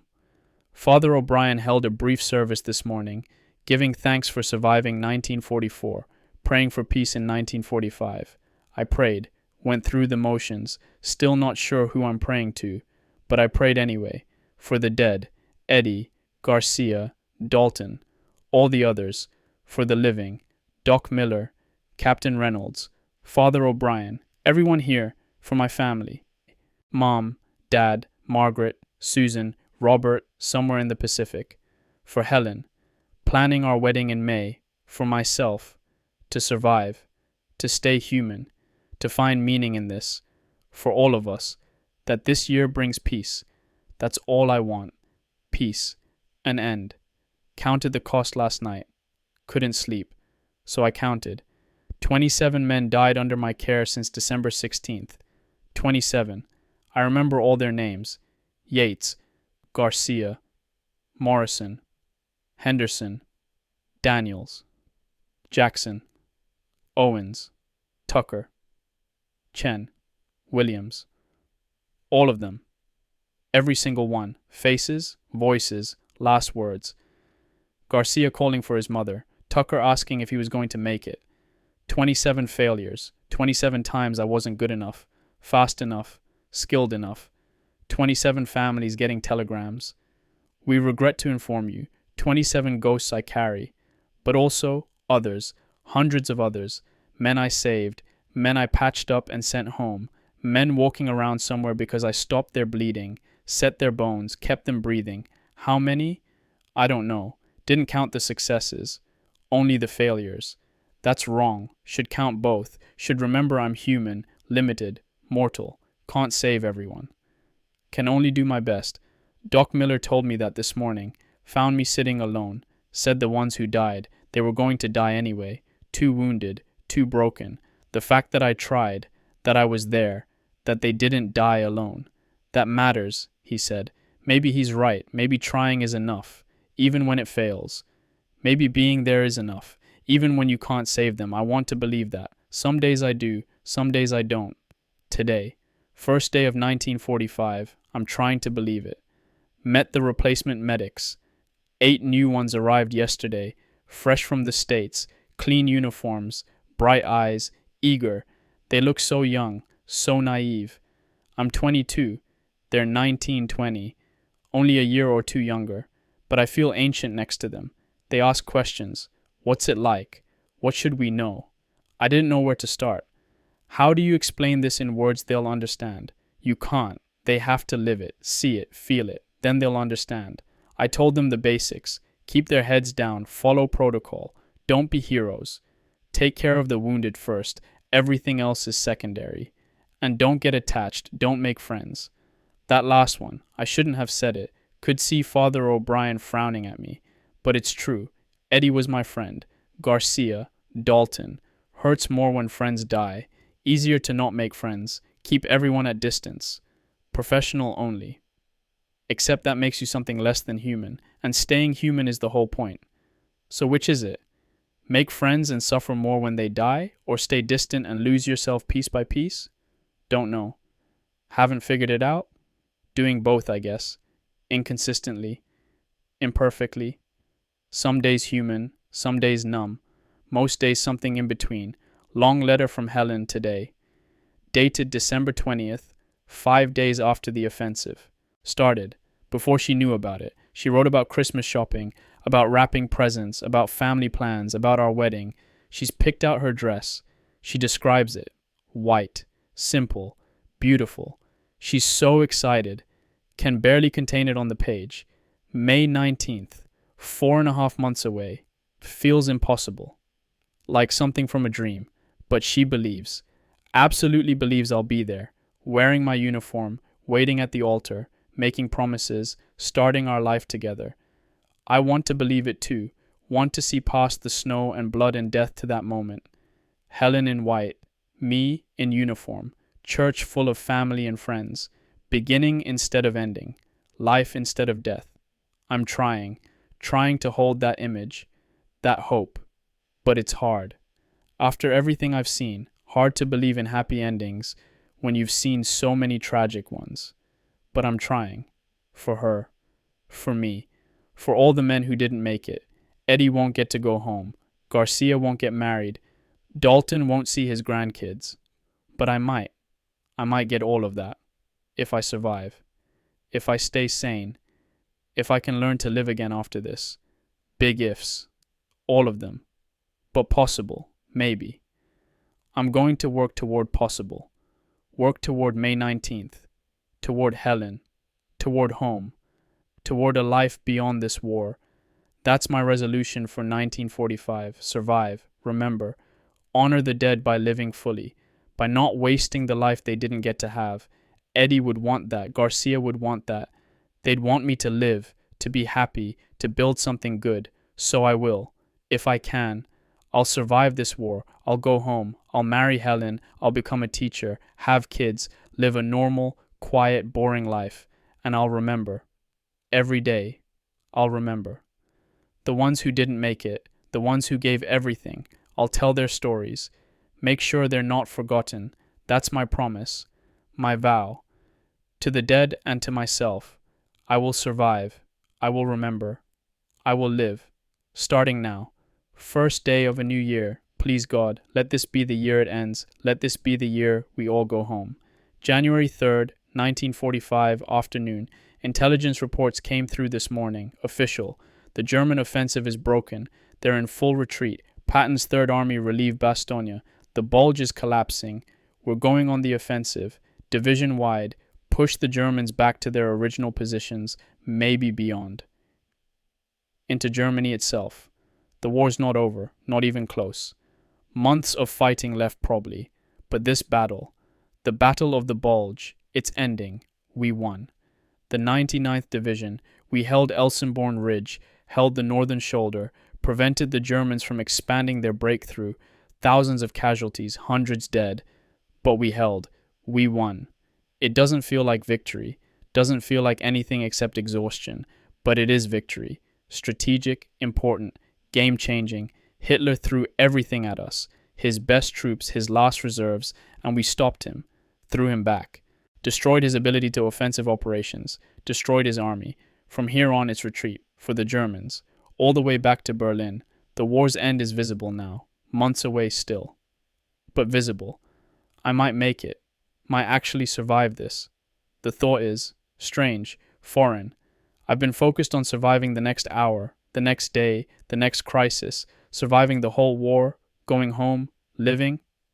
It's too big to comprehend. But it's possible now, really possible. Doc Miller's back on duty. They tried to evacuate him stateside. He refused. Stubborn old bastard, said his work's here, with us. So he's here, still weak, still recovering, but working. Good to have him back, even if he shouldn't be here. He's the best surgeon I've ever seen. Patient, precise, unflappable. Learned more from watching him work than from all my training.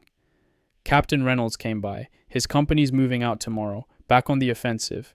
His shoulders healed, mostly, still stiff, but functional. We shook hands. He thanked me, for crinkled, for saving his life. I told him I just did my job. He said no, said I went above and beyond, said he owes me. What do you say to that? You're welcome? I just nodded, wished him luck. He's going back out there, back to the line, back into danger. Might end up on my table again, might end up dead. But that's his choice, his duty, same as mine is here, in the aid station, putting pieces back together. We all have our roles, our parts to play until this is over, until we can all go home. Treated 8 casualties today, preparing for tomorrow's offensive. All minor, frostbite, patrol skirmishes, routine stuff. Strange how routine this has become. Treating frozen feet and bullet wounds. 2 months ago it was shocking, terrifying, overwhelming. Now it's just work, what I do. Not sure if that's good or bad. Adaptation or desensitization, probably both. But it lets me function, lets me do the job. Save lives, that's what matters. Results, not feelings. Save who I can save. Let go of who I can't. Keep working, keep trying, keep going. Until it's over. It's going to be over, soon, relatively. Spring, maybe. By May. By Helen's wedding date. I might make it. Might stand at that altar. Make those promises. Start that life. If I'm lucky. If I'm blessed. If I can hold on just a little longer. I can do that. I can hold on. I've held on this long. Through Herfen. Through Krinkelt. Through Elsenborn. Through the deaths and the cold and the impossible choices. I've held on. I can keep holding on. For Helen, for my family, for Eddie and Garcia and all the others who didn't make it. I can hold on, and maybe, just maybe, I'll make it home. January 5th, 1945 evening, we went back to Herfen today, retaking our original positions. The villages, gone, completely gone. Every building damaged or destroyed. Walls collapsed, roofs caved in. The farmhouse that was our first aid station, rubble. Just a pile of stones, ushes, somewhere in that rubble. The 2 soldiers I promised to come back for, the ones we left on December 17th, when we evacuated, when we ran. I promised. I'd send ambulances back. promised to save them. I lied. They died there, buried in snow and rubble, frozen, alone. We found them. Took us 2 hours of digging, both frozen solid, had been dead for weeks, since the building collapsed probably. Private Morrison, 20 years old, Wisconsin. Private Hayes, 19, Tennessee. I remember them. Remember their faces when we left them. Morrison told me it was okay. Told me to go. Save the others. Hayes was unconscious.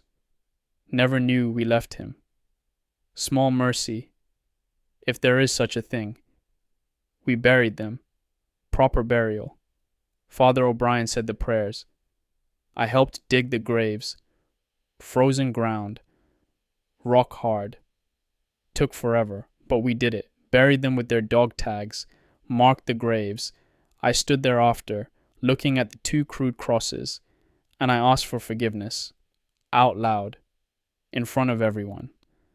I'm sorry. I'm so sorry. I should have come back. Should have tried harder. Father O'Brien put his hand on my shoulder. Said I did everything I could. Said they know that. Said forgiveness is already given. I just need to accept it. I don't know if I can. Accept it. But I'm trying. We walked through the village after, through the ruins, the church where Eddie died, still standing, barely. The street where he fell, where the German sniper shot him, 30 yards from safety, 30 yards from the aid station, wearing his Red Cross armband, following the Geneva Convention, following the rules. And they shot him anyway. I stood in that spot, where Eddie fell, where his blood froze in the snow. It's not there anymore. The blood, washed away by more snow, by rain, by time, like he was never there, but he was there. I saw it. I remember. I'll always remember. A Belgian woman approached me. While I stood there, elderly, dressed in black, came back to her ruined home. She offered me bread, fresh bread. Don't know how she had it, but she offered it to me. American soldier in her destroyed village, offered it with a smile, with gratitude. For liberating them, she said, for driving out the Germans. I tried to refuse. Told her to keep it. She needed it more. She insisted.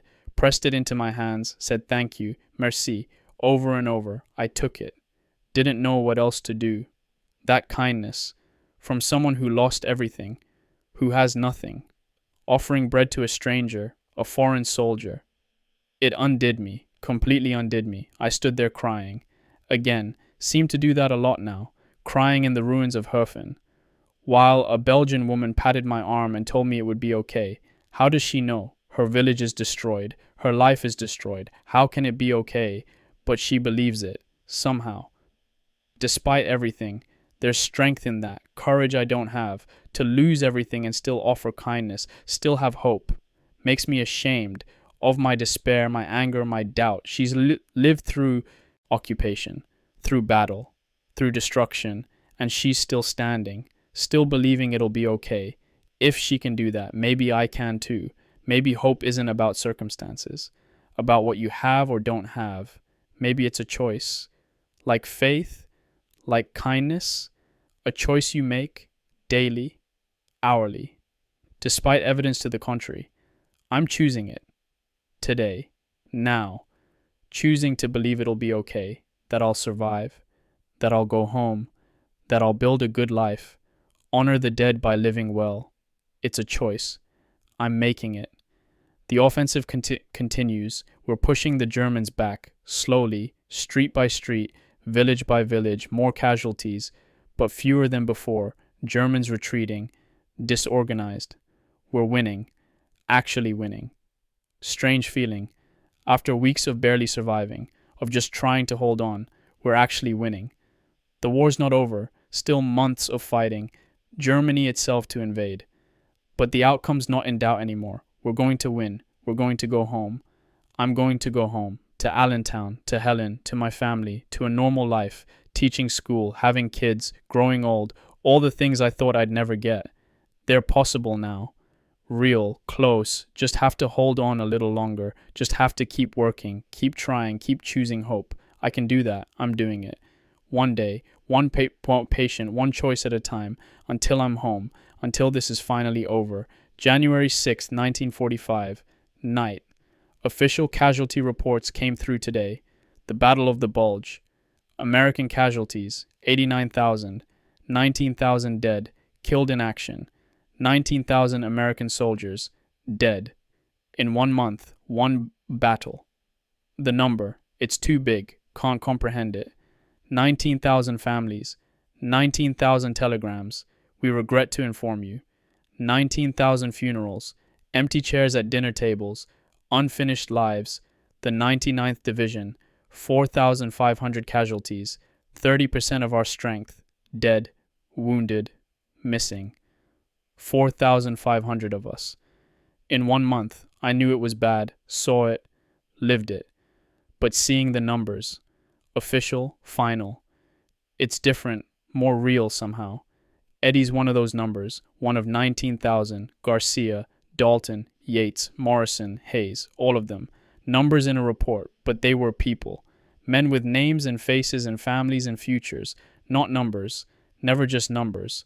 I spent the afternoon writing letters to families of the dead, Eddie's mother in Chicago, Garcia's mother in Texas, others. What do you write? How do you explain? Your son died bravely, served his country with honor, made the ultimate sacrifice. The same words, over and over. Because what else is there to say? Can't tell them the truth. Can't describe Eddie's head snapping back.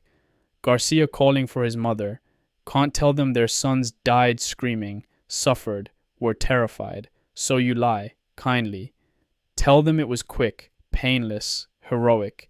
Give them something to hold on to, some meaning in the senselessness, even if it's not true, even if it's all lies. They need it, deserve it. Their sons are gone.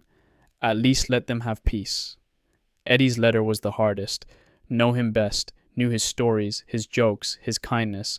I told his mother he died saving a wounded man, wearing his Red Cross armband, following his oath, that he didn't suffer, that it was instant, that he was the best of us, kind and brave and good. That part's true, all true. Eddie was the best of us, all of them were. The ones who didn't make it, better than me, braver, kinder, more deserving of survival, but they're dead and I'm alive. No fairness to it, no justice, just random chance. Luck of being in one place instead of another. I'm alive because Eddie went out to that wounded man, and I didn't. Alive because someone else took the bullet meant for me. Survivor's guilt, that's what it is. I know the term. Doesn't make it go away. Knowing what it's called. Still there, heavy, constant. Why me? Why not them? No answer. Will never be an answer. Just have to carry it. This guilt, this knowledge, that I'm alive because others died, and try to make it mean something.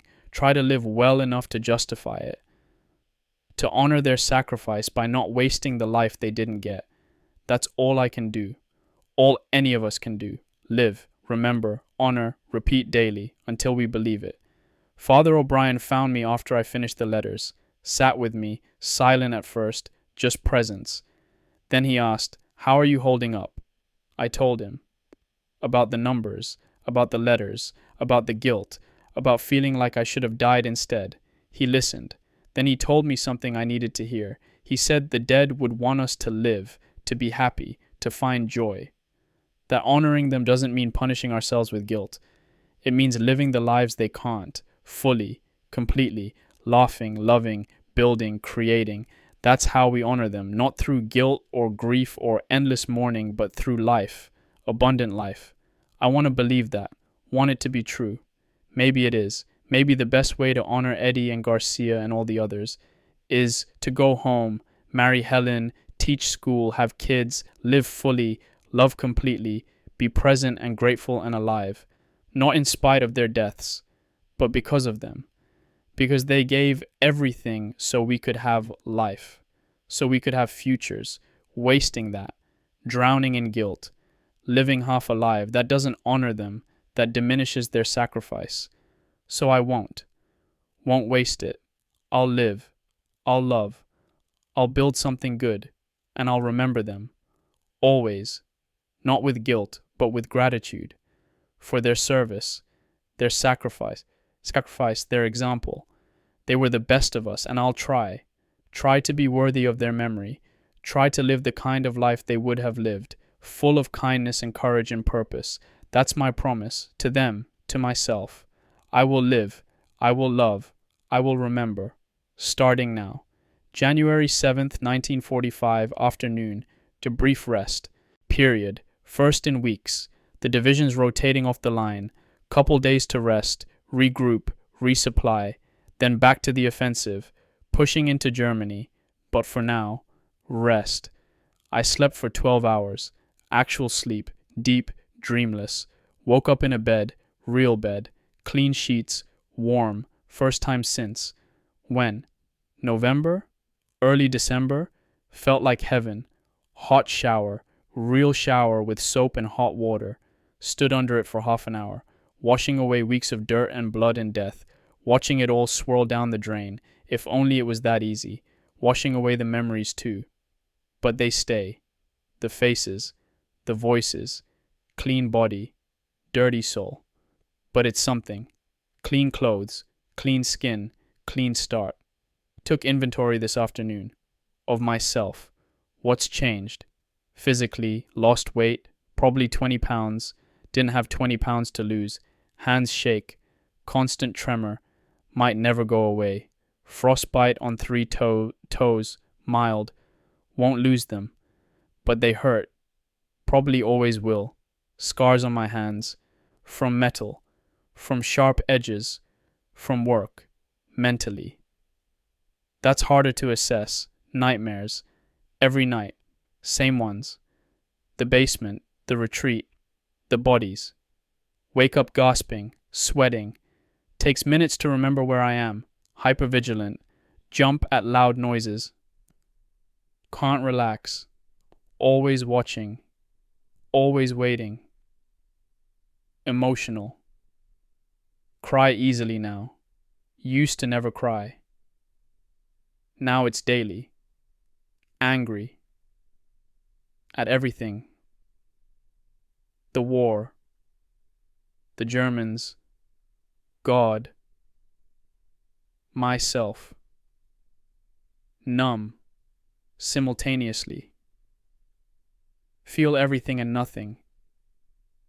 Broken. In ways I can't articulate, can't fix. But also, stronger somehow, harder, more resilient. Know I can survive things I thought would break me. Know I can make impossible choices and keep going. Know I'm capable of more than I thought. Good and bad. Don't know what that makes me, better or worse than I was, just different, fundamentally different. Can never go back to who I was. That Jim's gone, dead as Eddie, this Jim, scarred, traumatized, hardened. This is who I am now, who I'll always be. Have to learn to live with it. Accept it. Make peace with it. The old Jim wanted to save everyone, believed in clear right and wrong, had simple faith. The new Jim knows you can't save everyone, knows morality is complicated, wrestles with God. Is that growth or just loss of innocence? Both probably. Growing up fast. In the worst possible way, but growing nonetheless. Met with the other medics tonight, Doc Miller, the new guys, few of the old-timers who survived. We shared stories, carefully. Around the edges of the worst stuff. Nobody talks about the really bad parts, not directly, but we all know we were all there. In our own basements, our own retreats. We've all made the same impossible choices, carried the same guilt. There's comfort in that, shared experience, shared trauma. We understand each other in ways nobody else ever will. Don't have to explain, don't have to justify. They know, they were there. One of the new medics, Private Williams, the one who reminds me of Eddie. He asked how we cope, how we keep going, after everything. We all looked at each other, long silence. Finally, Doc Miller spoke. Said you just do. One day at a time, one patient at a time. Find meaning in the work, in the lives you save, in the difference you make. Hold on to that. When everything else is falling apart, the work matters. Remember that. Simple answer, not very satisfying. But it's true. The work matters. That's what keeps me going. What keeps all of us going. the work, the mission, the lives we save. That has to be enough, has to be meaning enough. Because if it's not, if there's no meaning in it, then what's the point of any of this? What's the point of surviving if it doesn't mean anything? So I'm choosing to believe it means something. The work, the survival, all of it. Means something, matters, makes a difference. I have to believe that. We all do. It's all we have. Tomorrow we go back to work, back to the war. But tonight, rest, clean clothes, hot food, sleep, small comforts, but real, tangible, proof that life continues, that normal things still exist, showers and beds and warm food, somewhere beyond the war. These things exist. And someday, when this is over, I'll get to live in that world again, shower whenever I want, sleep in a bed every night, eat hot food, simple things, things I never appreciated before. I'll appreciate them now, I'll never take them for granted. That's one good thing from all this. Gratitude. For small things, vishayangs, for being alive, for another day.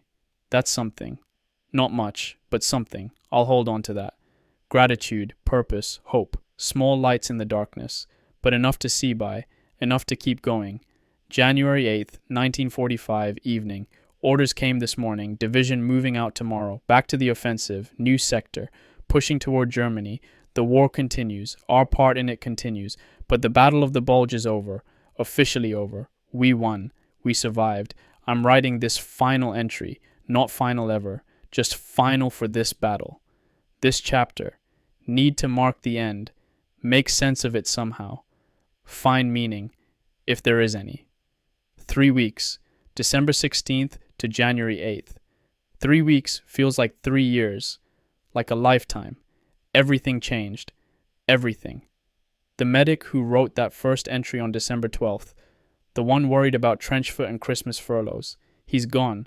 Can barely remember being him.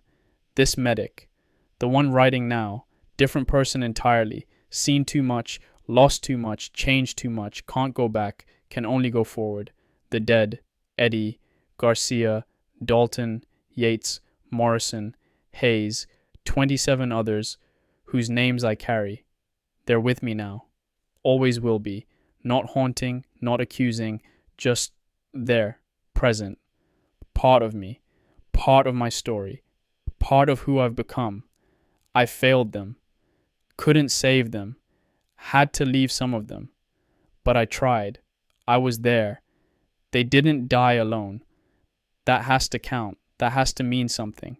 I'm dedicating this diary to them. To all of them. To Eddie Kowalski from Chicago, who made everyone laugh, who died trying to save a wounded man. To Private Garcia from Texas, who called for his mother, who was 19 years old. To Sergeant Dalton, who was tough and brave and told me to live and tell their story. To Doc Miller's patients in Krinkelt, who we had to leave behind. To Private Morrison and Private Hayes, who we buried today in Huffen. To all the others, named and unnamed, remembered and forgotten. This diary is for you. This survival is for you. I promise. I promise I'll remember. I'll tell your stories. I'll make sure you're not just numbers in a report, not just names on a wall. You were people. You were good people. You mattered. And I'll spend the rest of my life making sure others know that, making sure you're not forgotten. That's my vow, my sacred promise, to you and to myself. I will survive this war. However many more months it takes, I will go home, to Allentown, to Helen, to my family. I will marry her on May 19th if I make it, if I'm whole enough. I will become a teacher. I will build a good life. I will have a family, and I will remember, every day, all of you, the ones who gave everything, the ones who didn't get futures. I'll live my future for all of us, fully, completely. I'll laugh and love and build and create, not in spite of your deaths, but because of them, because you gave everything so we could have life, could have futures. I won't waste that, won't dishonor that sacrifice. I'll live, really live, with purpose and gratitude and joy. That's how I'll honor you, not with guilt or grief, but with life, abundant life. I don't know if there's a God, don't know if there's meaning in any of this, but I'm choosing to believe there is, choosing to find it. In the work, in the survival, in the living. I'm choosing hope, choosing purpose, choosing life. Despite everything, despite all the reasons not to, I'm choosing it anyway. The war took your futures, took your lives, took your possibilities, but it didn't take your memory, didn't take your meaning. The least I can do, the only thing I can do, is remember, is tell your stories, is live well. So I will. I promise. Tomorrow we march toward Germany, toward more fighting, more death, but also toward the end, toward victory, toward home. I'm going to make it, going to survive, going to go home. And when I do, when I'm standing at that altar with Helen, starting our life, I'll remember, all of you. I'll carry you with me, in my heart, in my memory, in my story. You'll be there, always, the ones who didn't make it home, the ones whose sacrifice made my life possible. I will honor you. I will remember you. I will live for you. That's my promise. That's my purpose. That's my vow. Eddie, Garcia, Dalton, all of you, rest in peace. Your war is over. Mine continues. But I'll fight it. I'll survive it. I'll win it. For you, for all of us. Until we meet again. On the other side, when my war finally ends too. Until then, I'll live. I'll remember. I'll honor you every day, every moment. You are not forgotten. You will never be forgotten, I promise.